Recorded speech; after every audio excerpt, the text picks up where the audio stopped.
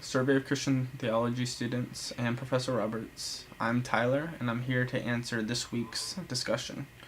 The prompt for this week is record a 2 to 3 minute video responding to the prompt.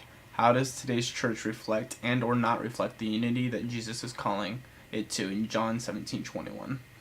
So, John 17:21 talks about how the Father, Son, and Holy Spirit are unity, and that the believers are supposed to be like that as well.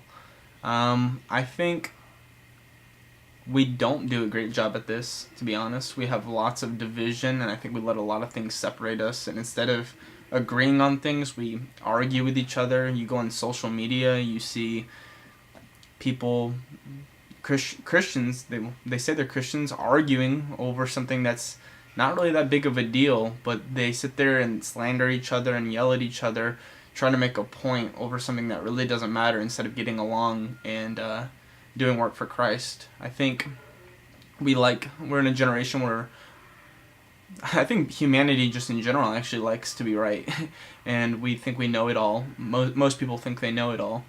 So instead of gathering together and unifying together so we could be a really strong force for God and we could really change the world around us, we'd rather bicker and argue and let our difference on opinions or viewpoints not let us work together. And that's a really dangerous place to be. And I think believers really need to work on setting aside differences, things that really don't matter that much. They're not dogma.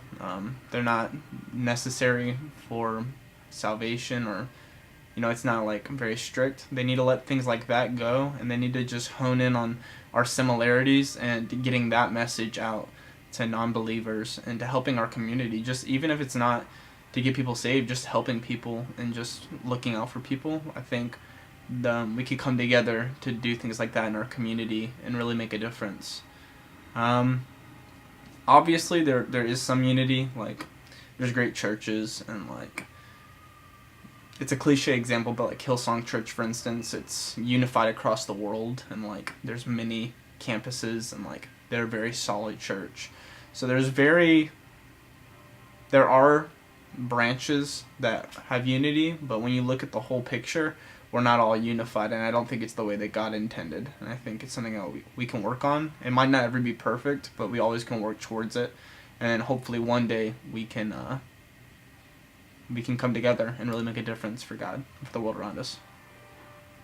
Thank you. Have a good day.